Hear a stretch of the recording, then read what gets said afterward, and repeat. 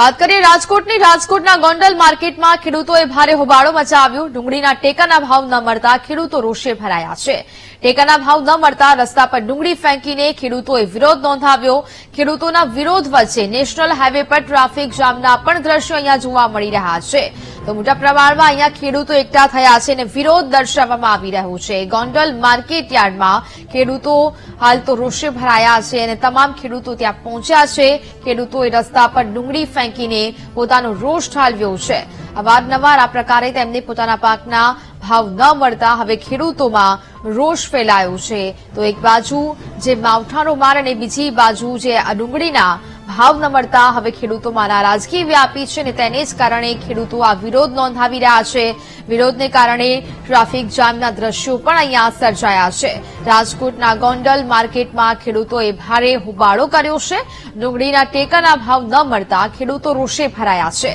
ટેકાના ભાવ ન મળતા રસ્તા પર ડુંગળી ફેંકીને ખેડૂતો દ્વારા વિરોધ નોંધાવવામાં આવ્યો। તો હાલ તો સમગ્ર સ્થિતિને કાબૂમાં મેળવવા માટે પોલીસ પણ ઘટના સ્થળે પહોંચી છે। ખેડૂતોના વિરોધ વચ્ચે નેશનલ હાઈવે પર ટ્રાફિક જામના દ્રશ્યો પણ સર્જાયા છે।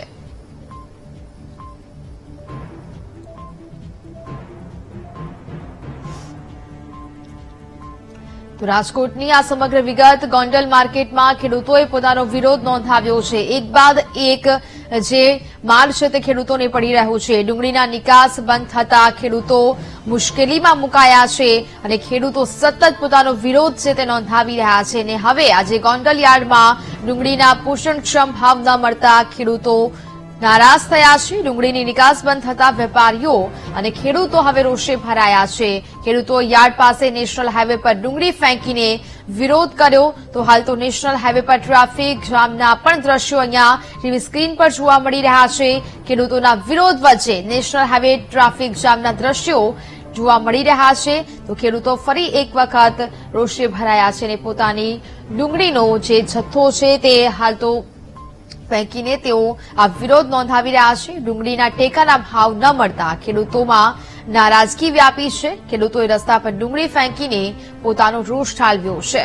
સમગ્ર સ્થિતિને કાબૂમાં મેળવવા માટે ટ્રાફિક હળવો કરવા માટે પોલીસ પણ ઘટના સ્થળે પહોંચીને કાર્યવાહી છે તે હાથ ધરવામાં આવી છે।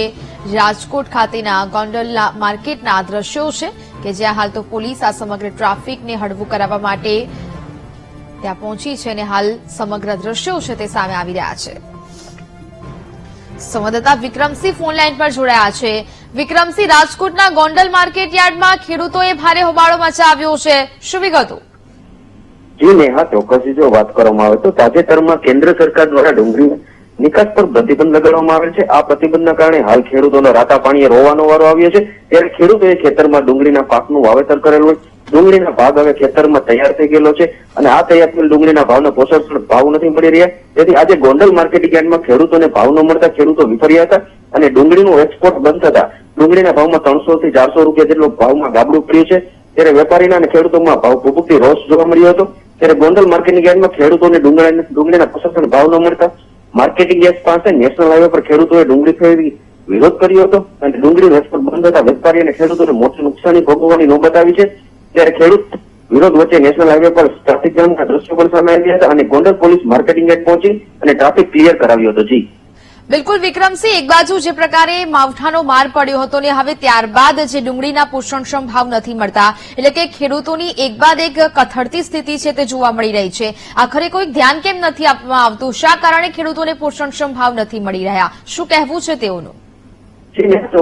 વાત કરવામાં આવે તો જેની પહેલા છે જે બિપોજોયું વાવાઝોડું હતું ત્યારે પણ ખેડૂતોને નુકસાની આવી હતી। જે આ બાદ છે તે કમોસમી વરસાદને લઈને પણ ખેડૂતોને ભારે નુકસાની જોવા મળે છે। ત્યારે આ વખતે જે ખેડૂતો છે પોતાનો ડુંગળીનો પાક રાતે દિવસ મહેનત કરી જે પોતાનો પાક છે તે તૈયાર કર્યો હતો, તે તૈયાર પાક છે તે ખેડૂતોને જયારે માર્કેટિંગ યાર્ડમાં વેચવાનો થતો હોય છે ત્યારે માર્કેટિંગ યાર્ડમાં ડુંગળીનો ભાવ છે તે 700 થી 800 રૂપિયા જેવો જોવા મળ્યો હતો। ત્યારે છેલ્લા 3 દિવસથી માર્કેટિંગ યાર્ડમાં જે ડુંગળીના નિકાસ પર જે પ્રતિબંધ મૂકવામાં આવ્યો છે તેને લઈને ખેડૂતોને 200 થી 300 રૂપિયા જે ખેડૂતોને છે ડુંગળીનો ભાવ મળી રહ્યો છે તે ખેડૂતો પડ્યા પર પાત્ર જોવા મળે છે। ત્યારે ખેડૂતો છે તે નુકસાનીના અને હાલાકી ભોગવી રહ્યા છે। બિલકુલ વિક્રમસિંહ, જાણકારી બદલ આપનો આભાર।